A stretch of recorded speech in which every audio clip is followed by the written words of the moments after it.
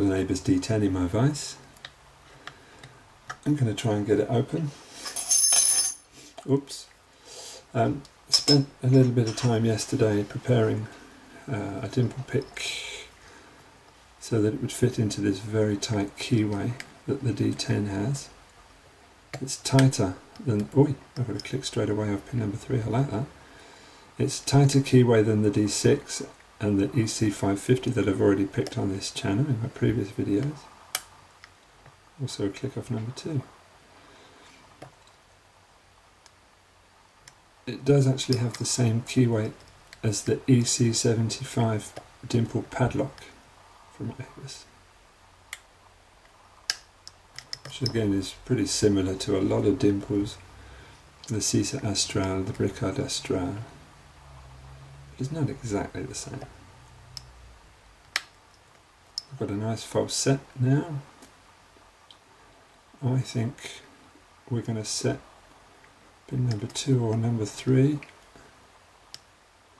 No, it's going to be number 4, which is a spool. And I think the lock is going to open. I'm going to get some good control on this core to try and set this.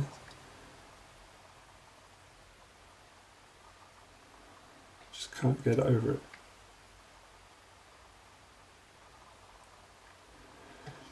I'm on it.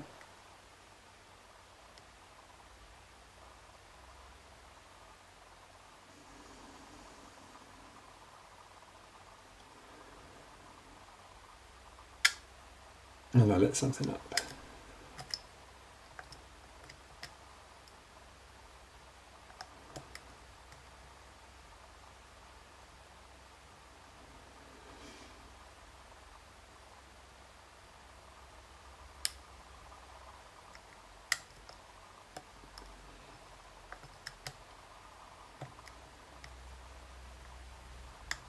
That's a shame, it would have been my fastest opening on that lock.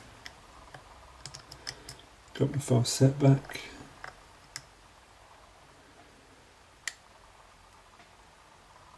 Pin number 2 rock hard.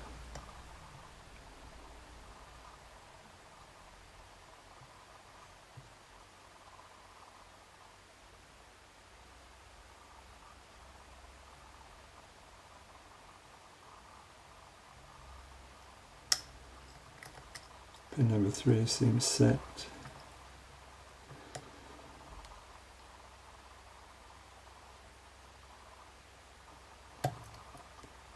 Pin number 5.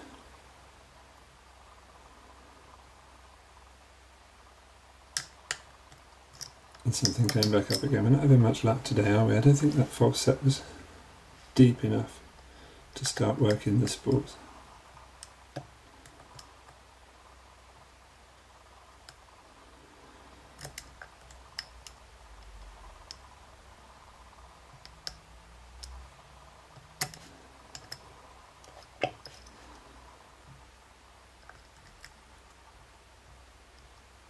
Going back in, how it feels now.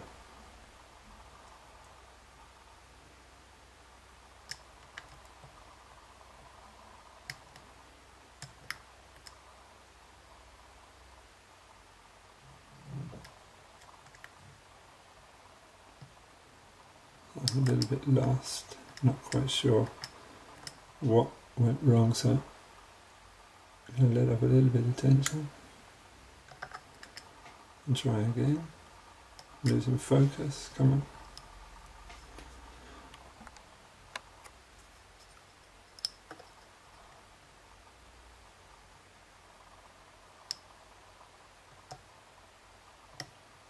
There we go. So that was our Abus D10. It was a bit tricky. We lost a bit of a bit of control on that at one point. Never mind. I think we still did quite well, considering. Let's see what we can do now then, eh?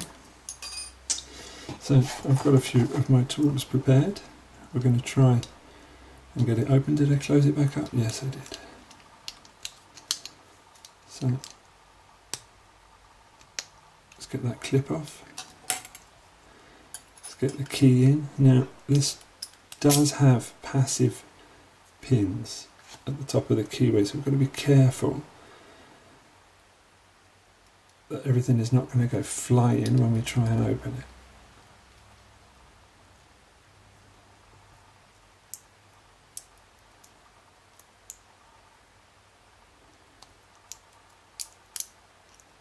Okay, not bad. I've lost one of the drill protections. Let's get that there. Check these passive pins. Where are they? Got them. Passive pins don't interest us today, of course. The only thing we're interested in is the active pins. Let's get the key pins out and have a look. Number 1, number 2, number 3, number 4. That was actually number 6 and that was number 5. The order doesn't really matter, of course.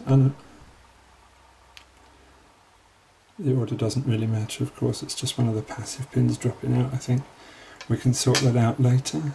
Where are my tweezers? So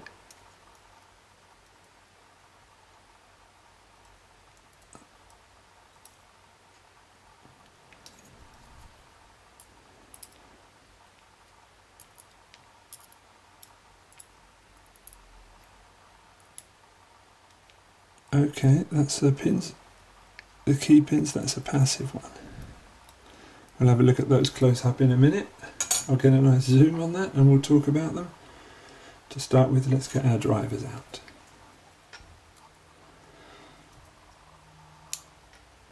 Driver number 1, long standard. Driver number 2 is also long standard, and I think driver number 3 is going to be the same. Yep.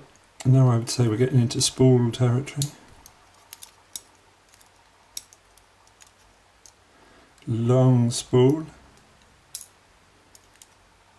long spool, and long spool. We're not going to bother getting the springs out. They're all going to be fairly bog standard. One has jumped out, so I'll put it down so you can see they're all going to be the same, of course. Alright, let's get a bit of zoom on this and see what's going on.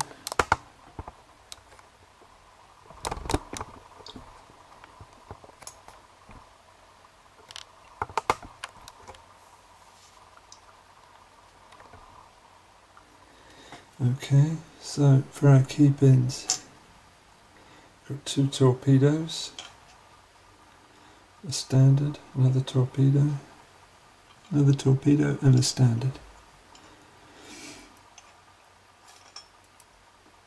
And for our drivers, we've got 3 standards, stainless steels, and 3 long spools. So the difficulty here, of course, was the torpedo key pins and the long spools at the back. So that was our Abus D10 picked and gutted. Thank you.